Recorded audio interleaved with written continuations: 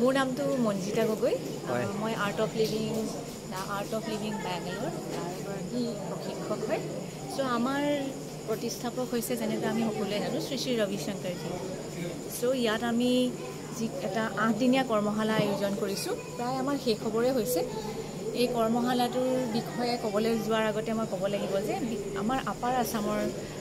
যিগৰাকী ৱাইল্ড টিপি যি ইউথ লিডাৰশ্বিপ ট্ৰেইনিং প্ৰগ্ৰেমৰ আমাৰ STC হৈছে দেৱজিৎ হাজৰিকা তেখেতৰ পৃষ্ঠপোষকতাত আৰু কলেজো আছে আচলতে তেওঁলোকক অৰ্গেনাইজাৰ বুলি ক'ব পাৰি আমাৰ ফেকাল্টি মেম্বাৰসকলক লগতে আমাৰ তৰুণজ্যোতি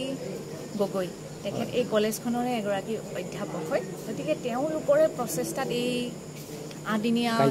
কৰ্মশালাটো আয়োজন হ'বলৈ সম্ভৱ হৈছে মানে আমি কৰিব পাৰিছোঁ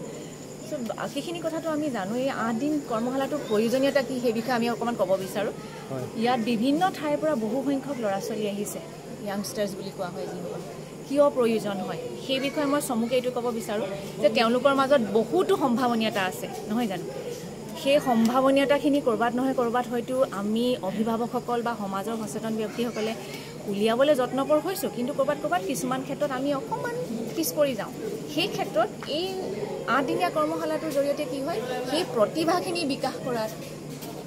লগতে সেই সম্ভাৱনীয়তাখিনি অনুভৱ কৰাৰ লগতে সেইখিনি আৰু ফুটি তোলাত এই কৰ্মশালাটোৱে বহুতখিনি অৰিহণা যোগায় আৰু তেওঁলোকৰ কিছুমান মানসিক শাৰীৰিক বিকাৰ কিছুমানো থাকিব পাৰে বিভিন্ন ধৰণৰ হতাশাগ্ৰস্ত হ'ব পাৰে কোনোবা হয়তো খুব খঙত থাকিব পাৰে যিমানবোৰ এইবোৰ আপোনাৰ নিগেটিভ ইম'শ্যন আছে সেইবোৰ তেওঁলোকে ডিল কৰিব জানে আৰু শাৰীৰিক কিছুমান অসুবিধাও থাকিব পাৰে সেই অসুবিধাখিনিৰ লগতো তেওঁলোকে মোকাবিলা কৰি সেইখিনিৰ ওপৰত উঠিব পাৰে তাৰমানে শাৰীৰিক যদি অসুবিধা থাকে সেইখিনি ঠিক কৰিব পাৰে সেইকাৰণে প্ৰথমতে তেওঁলোকক ৰেডি কৰা হয় মানে মানৱ সম্পদ বনোৱা হয় তাৰ পাছত তেওঁলোকে নিজৰ পৰিয়ালটোৰ ওপৰত কাম কৰে মানে কি সজাগ হৈ যায় মই মা দেউতাৰ কাৰণে কি কৰিম নহয় জানো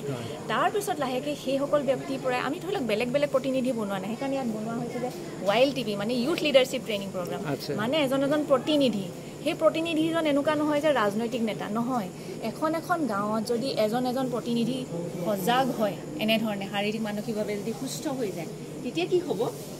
সেই গাঁওখনৰ কাৰণে বাহিৰৰ পৰা এজন মানুহ আহি সকলো সুবিধা কৰি নিদিলেও হ'ব তেওঁলোকে সচেতন হ'ব যে মোৰ গাঁওখনৰ কাৰণে কি লাগে